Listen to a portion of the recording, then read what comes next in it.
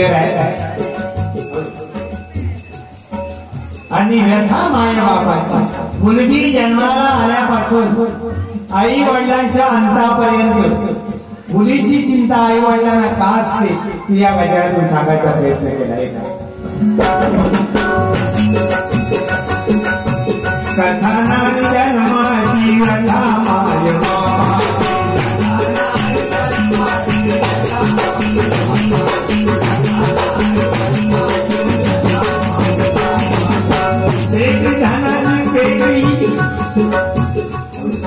बेटी धनाची पेटी कन्या जन्म येता घरी. बेटी धनाची पेटी. बेटी धनाची पेटी कन्या जन्म येता घरी. हर्ष माईना जन्मदात्याच्या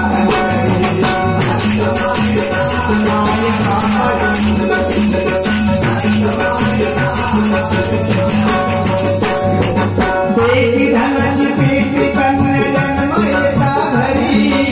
हर्ष माईना माय विद्याचे अंतरी.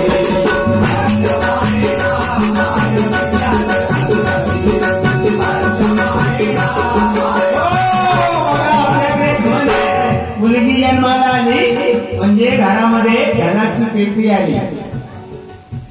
पूर्वी असं समजायचे आणि ते खरे आहे.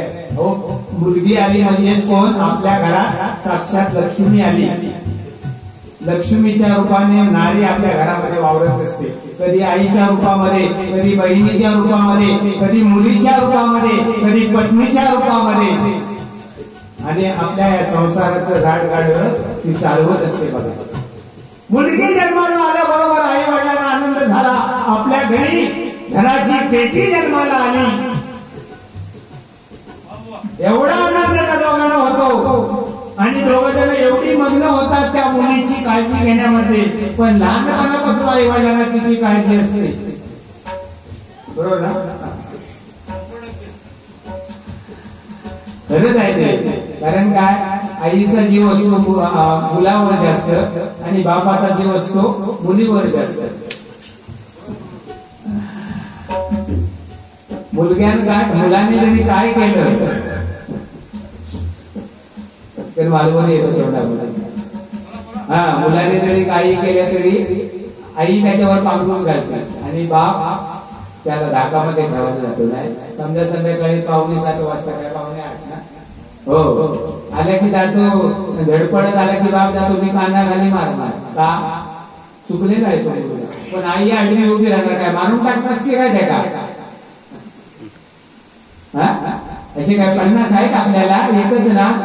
अरे हे काय म्हणून त्याने काय संध्याकाळी ढोसून यायची. म्हणजे नको त्या गोष्टीत आईने सुद्धा मुलांचे लाड करायचे नाही. करायचे त्याच ठिकाणी करायचे.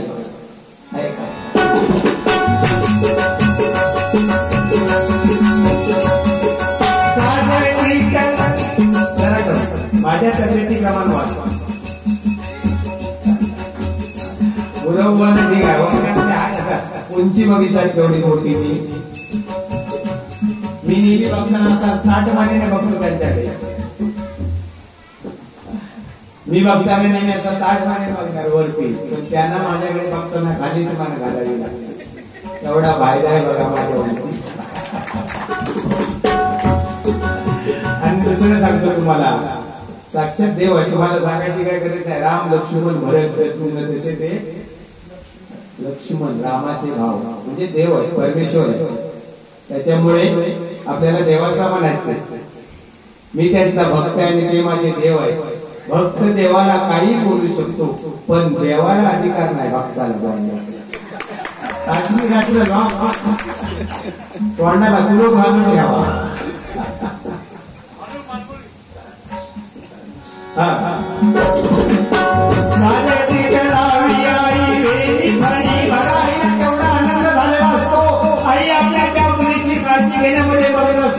पुढे त्याची तिची एवढी सेवा चाललेली असते आपल्या लहान मुलीची.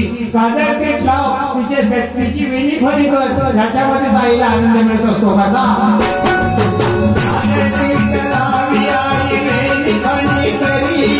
बाबाची लाडली, बाबाची लाडली, बाबाची लाडली, हे अंगा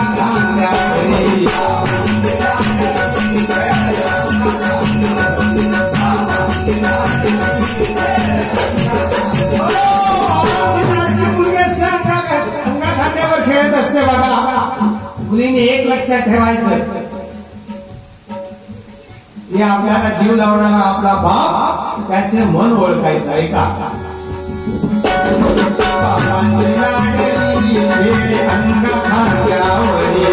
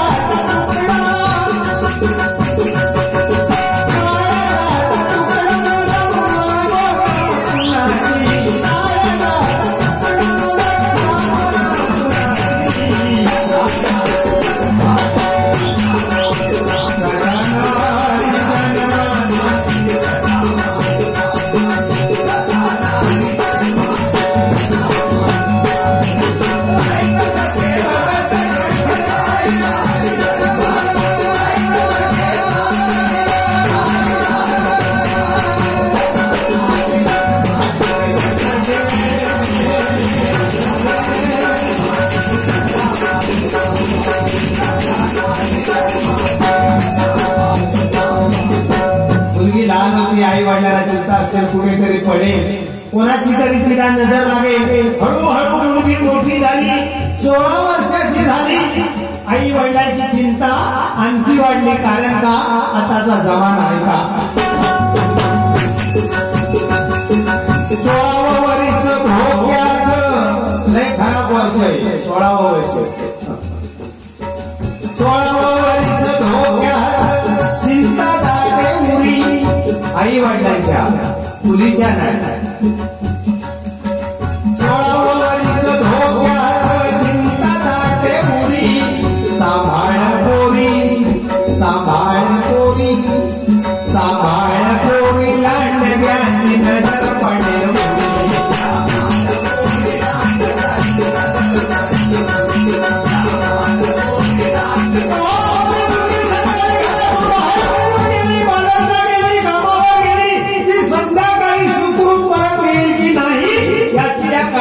शाश्वती नाही. शिवरायांचा आमचा काळ होता, छत्रपती शिवरायांच्या काळामध्ये कोणाची हिंमत नव्हती कुठल्या नारीकडे वाकड्या नजरेने बघायची. पण आज असा जमाना आलाय,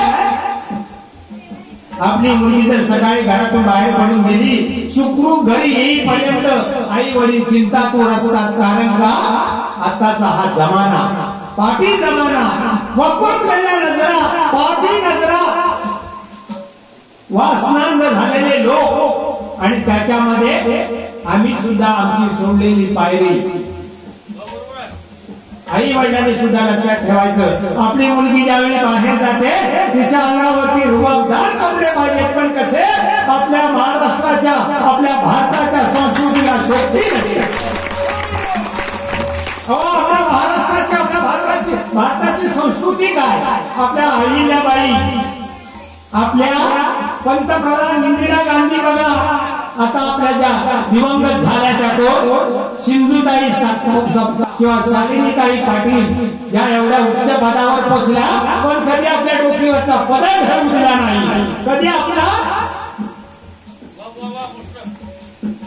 त्यांच्या मनगटापर्यंत त्यांचं शरीर झाकलेलं असायचं, ब्लाऊज घातलेलं असायचं. आणि आताच्या मुली पाहिल्यानंतर पाश्चिमात्य संस्कृतीचं अनुकरण करतात. रस्त्याने जर आपली मुलगी जात असेल तर कोणी म्हणायला पाहिजे, अरे वा, कोण निघाले, कोण निघाले, महाराष्ट्राची राजकन्या निघाली.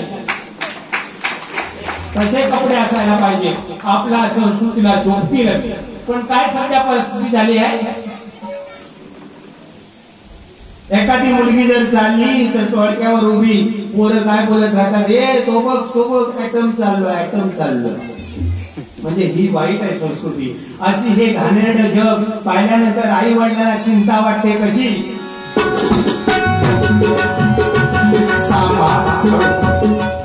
सांभाळ थोडा आवाज त्यांचा कमी करा.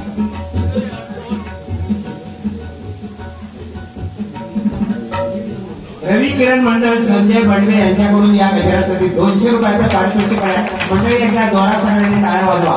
धन्यवाद धन्यवाद धन्यवाद. सांभाळ पोरी लांडग्यांची नजर पडेल पोरी.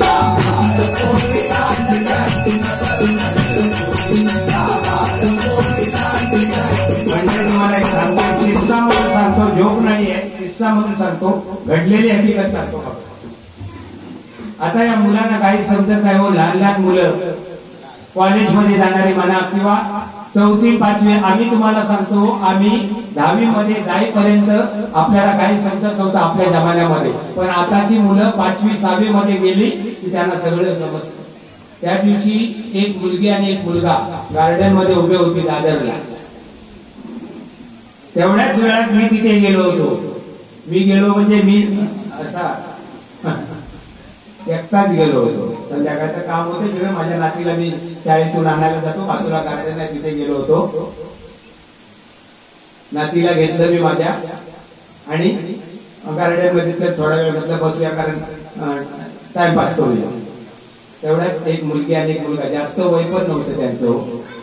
तो मुलगा एवढा तालात आलेला म्हणजे एकदम फारमात. काय म्हणतोय माहिती आहे गाणं, तिचं आपलं प्रेम पेश हे करतोय तिच्यासमोर. चाहूंगा मैं तुझे, गाणं म्हणतोय, चाहूंगा मैं तुझे सांज सवेरे. त्याबरोबर ती पोरगी म्हणता, मग मेल्या दुपारचा का सांज सवेरे तू चावणार मी दुपारचा का. एक किस्सा म्हणून सांगितला मनोरंजन मध्येच, तुम्हाला झोप येऊ नये म्हणून. असं बरेच काही किस्से वगैरे सांगण्यासारखे. हा, मनोरंजन झालेच पाहिजे. होणार, निश्चित होणार. आपल्याला काय सवय झाली आहे का, आम्ही आता बुवा माझ्यापेक्षा खूप सिनियर आहे. 71 वर्ष मंडळी त्यांचं वय आहे. आणि 71व्या वर्षामध्ये ते एवढा अजून आवाज सुंदर लावतात. आमचा जात नाही जिथे आवाज तिथे त्यांचा जातो. एक जोरात एका टाळ्या वाजतात. आणि ही आपली खरी संस्कृती, आपल्या महाराष्ट्राची म्हणा किंवा आपल्या देशाची म्हणा, ही खरी संस्कृती आहे. मी म्हणेन परमेश्वरा सत्यनारायणा त्यांना शतायुषी शतायुषी शतायुषी शतायुषी कर. किती शतायुषी? जेवढं तुला करता येईल तेवढं त्यांना आयुष्य दे भगवंता. माझंही अर्ध आयुष्य त्यांना दे. माझी आता झाली आता 30, आणखी 60 वर्ष. माझी पण काही कमी नाही. 65 वर्ष वय आता माझं रनिंग. हे काळे दिसते त्याच्यात हे 15 दिवसांनी डांबरीकरण करत असतो. त्याला इलाजच नाही. सवय आहे आपल्याला. काय एक गमत सांगतो, घडलेली गमत सांगतो तुम्हाला. आम्ही परवाना म्हणजे जाऊ द्या, टाइमपासच करायचा. जात होतो आम्ही वाघोडची माझी बारी होती. तर रस्त्यावर जाता जाताना आमच्या ह्याच्या समोर एक कोला आला. गाडी समोर जोरात धडक लागली. मी कोला पाडला. कोला पाडल्याबरोबर, म्हणजे ही वस्तुस्थिती आहे, कोला पाडल्याबरोबर आमच्या गाडीतले सगळी पोरं उतरली. म्हणजे डुकर गेला वाटतो, डुकर गेला वाटतो. चला म्हणलं बघूया. सगळे धावत सुटतायत. जाऊन बघतात तर कोला. अरे रे रे म्हणाले, बिचारा मिळाला म्हणाला. म्हणजे तो कोला म्हणून बिचारा मिळाला. डुकर असता तर याने आणून खाल्ला असता, तो चालला असता. तसंच झालं. एकदा काय झालं,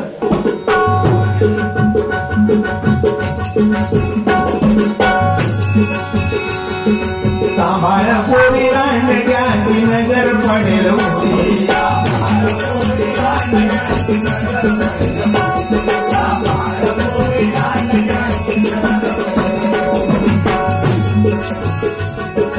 सांभाळली तुला तुला बरी, सांभाळली तुला जवरी. हो त्यात नव्हतं होई, हो त्यात नव्हतं, हो त्यात नव्हतं होई, अमृ जाईल होई.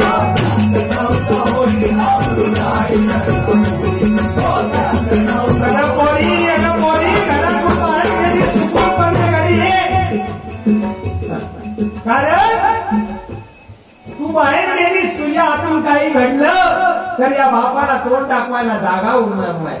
काही झालं तरी चालेल. मुलींनो लक्षात ठेवा, काम काय नाही केला तरी चालेल, नोकरी नाही केला तरी चालेल, पण अशा वागा की कधीही आपल्या बापाची मान या समाजामध्ये खाली जायला देऊ नका, खाली जायला देऊ नका, खाली जायला देऊ नका. ऐका, राहू देत मान सदा, राहू देत मान सदा ताट्या बापाची, राहू देत मान सदा ताट्या बापाची.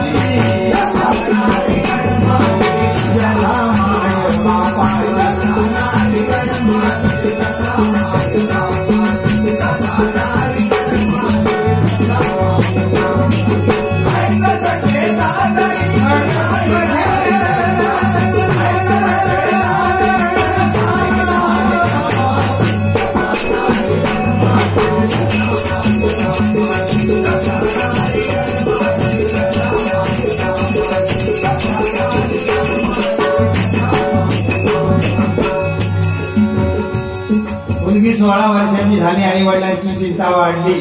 आता मुलगी उपवर झाली म्हणजे ती लग्नासाठी योग्य झाली. आता परत आई वडिलांची चिंता वाढली. कशी? काहुर दाटे मनी कन्या होता उपवर, वर शोधावया, वर शोधावया, पाप फिरे दारोदार,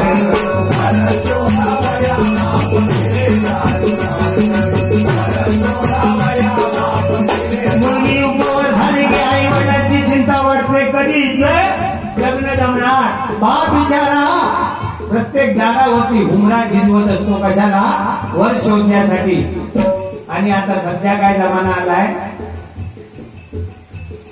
हुंडा पाहिजे, हुंडा. लग्न व्हायचं, मुलीचं लग्न करायचं. आपल्या कोकणामध्ये आपण ताट पाण्याने सांगतो मुलीच्या वडिलांना, तुमची मुलगी फक्त साडी नेसून उभी करा, तुमचा खर्च तुम्ही करा, आमचा खर्च आम्ही करणार. पण जर घाटावर जर तुम्ही जाल तर त्या ठिकाणी आई वडिलांची आयुष्याची पुंजी मुलीच्या लग्नासाठी खर्च करावी लागते, नाहीतर त्या मुलीचा नाहक बळी जातो. ऐका,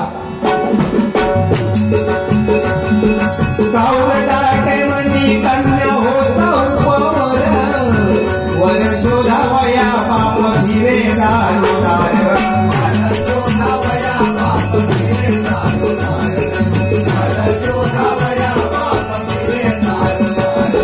महागाईने त्रस्तारी झाला तो बेजार. बापाची काय हाल असतात मुलीनो, लक्ष द्या. महागाईने त्रस्तारी झाला तो बेजार, पुण्यापायी डोक्यावरी कर्जाचा डोंगर,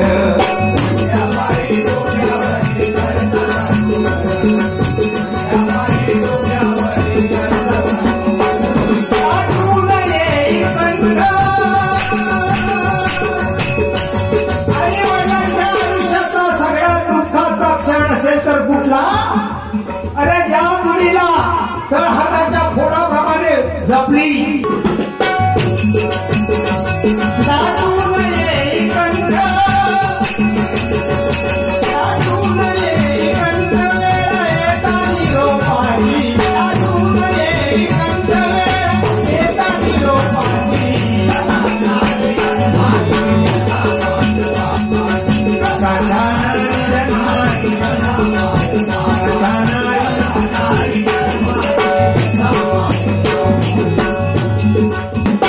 परक्याचं धन म्हणून धाडली सासरी, परक्याचं धन म्हणून धाडली सासरी, छळेल का कोणी, छळेल का कोणी.